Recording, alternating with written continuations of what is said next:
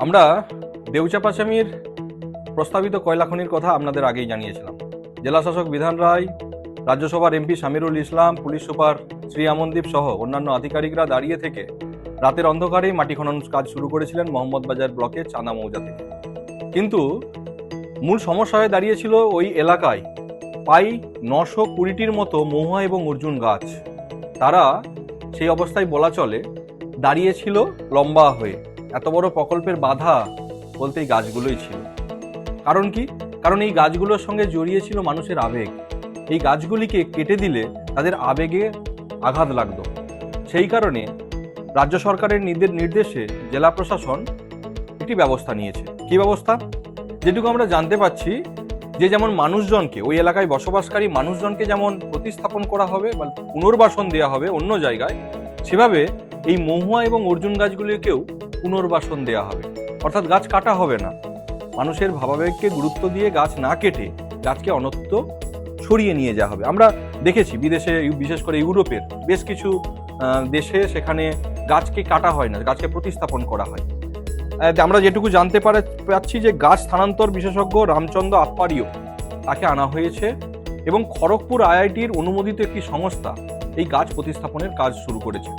তারা ওই চাঁদা মৌজার 980টি অর্জুন এবং শিমুল গাছকে, পলাশ গাছকে প্রায় 1.5 থেকে 2 কিলোমিটার দূরে নিয়ে গিয়ে প্রতিস্থাপন করবেন। এর মধ্যে রয়েছে একটি বিশেষজ্ঞ কমিটি। এই বিশেষজ্ঞ কমিটিতে রয়েছেন জেলা শাসক খোদ নিজের, তাছাড়াও হর্টিকালচার ডিপার্টমেন্টের যিনি অ্যাসিস্ট্যান্ট ডাইরেক্টর রয়েছেন, এছাড়াও বিধানচন্দ্র কৃষি বিশ্ববিদ্যালয়ের প্রাক্তন একজন অধ্যাপক, এছাড়াও যিনি গাছ স্থানান্তর বিশেষজ্ঞ রয়েছেন, গাছ প্রতিস্থাপন বিশেষজ্ঞ রয়েছেন, তারা সকলে রয়েছেন এবং ডিএফওকেও রাখা হয়েছে এই কমিটির মধ্যে। তারা করবেন কি? গাছগুলো প্রতিস্থাপন করবেন।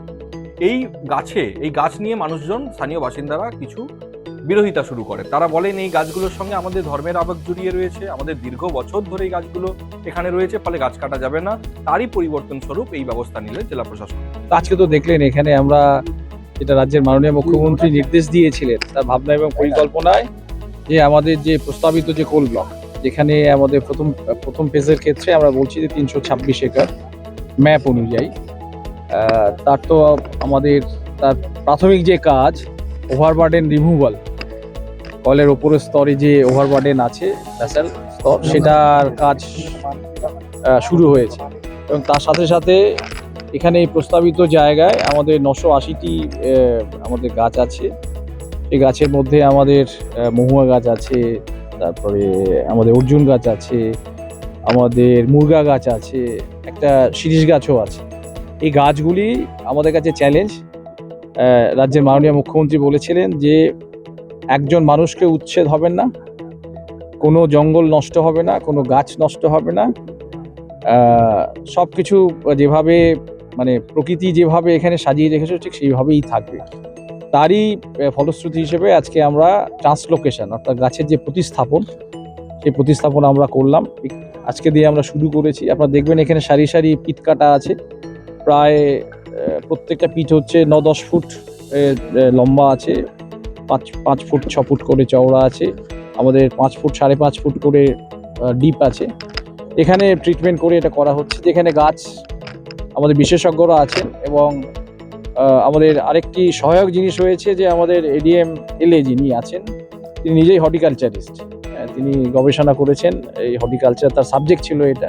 এর সাথে সাথে আমাদের দুজন একেবারে দেশের মধ্যে অগ্রগণ্য যারা বিশেষজ্ঞ, যারা লক্ষ লক্ষ গাছ এভাবে প্রতিস্থাপন করেছেন, তাদের বিশেষজ্ঞ মতামত, তাদের এক্সপার্টাইজ আমরা অ্যাভেল করছি এখানে। ঠিক আছে, কাজে লাগাচ্ছি, কাজ লাগিয়ে এখানে করেছি।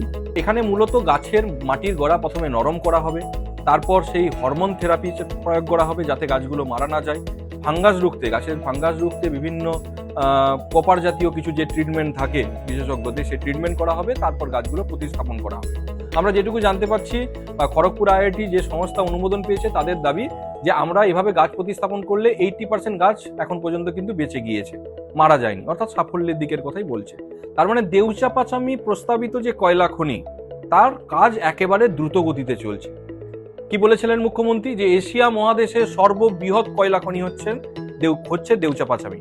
মোহাম্মদবাজার ব্লকে, যেটা বীরভূম জেলার অন্তর্গত। এবং তারপর দেখা গিয়েছে যে এখন প্রচুর মানুষ সেখানে বিভিন্নভাবে দাবি দাওয়া তুলছে, আমার চাকরি হবে, আমার চাকরি কবে দেওয়া হবে। অনুব্রত মণ্ডল, তৃণমূলের জেলা সভাপতি, তিনি মোহাম্মদবাজার বিডিও অফিসে প্রায় যেয়ে বসছেন, মানুষজনের সঙ্গে কথা বলছেন, মানুষজনের যা স্বভাব অভিযোগ তা খতিয়ে দেখছেন। জেলা শাসক তিনি ফিল্ডে যাচ্ছেন।